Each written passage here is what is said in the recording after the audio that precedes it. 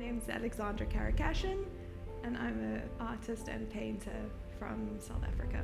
I began using oil when I was studying in university. I was interested in the idea of oil at the time, so I started sourcing all different kinds of different oils and started playing with them on different surfaces. I sort of begin the painting, or I started, and then the material takes over.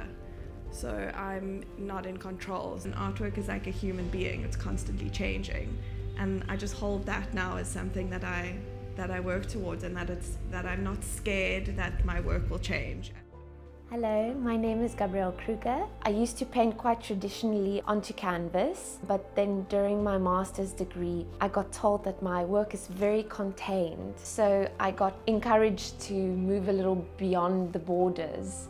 And so I thought about how a painting could exist as a painting without a canvas. So I had paint on a piece of plastic, and I started pulling the paint off the plastic. And I realized that this piece of paint could exist as its own entity, its own piece of a painting. And so I started experimenting with acrylic paint onto plastic sheeting. Every different way that I use the medium is a way for me of playing with the medium. My name is JODY PAULSEN, and I'm a collage artist. I work dominantly in felt. I've started working in felt since my master's degree. I used felt and sort of married it to like a sense of gayness. Like I wanted to sort of find ways to describe my understanding of this world that was quite new to me at the time, and through felt. And I wanted to kind of approach it in a way that a child would make a felt collage about a hospital, but I was doing it with more adult themes. And so this contrast was something that I hadn't seen before, and it became a starting point in the way that I explored my relationship to felt as a medium. My name is MAURICE MBIKAYI. I'm from the DRC. I make sculptures and mixed media collage. I always say this story because I had this second-hand laptop, and then every time I would take it to the repairer to fix, and I would notice all this pack of the waste that will not use anymore. And then from there, I first started with a small scale. Then I wanted to move to like a life-size sculptures and then big performance. The work speaks for itself when you look at it, so you don't have to say more. It's about materiality, and then the way I make the work, the sculptures, and then when I start building on that, I like it to be that way. My name is MAWANDE ZENZILE.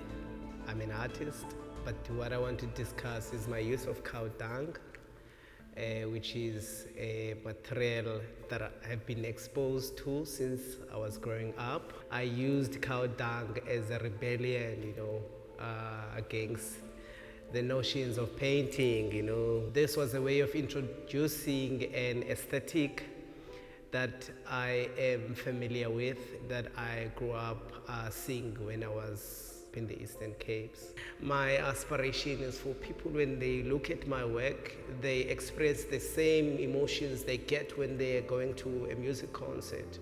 And sometimes there's an artist that you favor or you like, and they happen not to sing in your own language, but you still connect.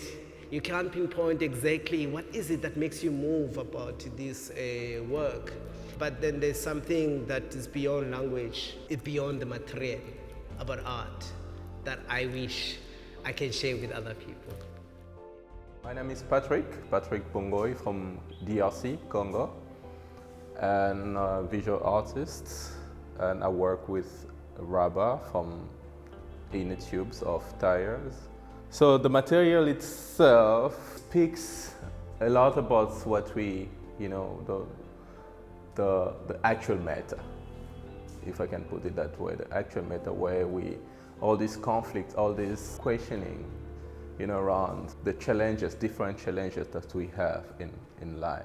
Because the rubber is considered as a dark material that doesn't have life because it's obviously processed, which is dead. And I try to bring it into life in some ways, just to kind of like give that sense of the afterlife, which is hope actually. You know, when you believe in something, when you believe in yourself, then therefore there's a lot of potential that, you know, can come out of that. My name is Stephanie CONRADIE. I'm an artist. I am a trained printmaker, and I feel that print informs a lot of my work. But as I was progressing in my work and especially figuring out what I am drawn to, I found that the print process was a little bit limiting in how I could explore various substrates and objects themselves. So I love found objects, and I am naturally drawn to objects that we find in our everyday lives.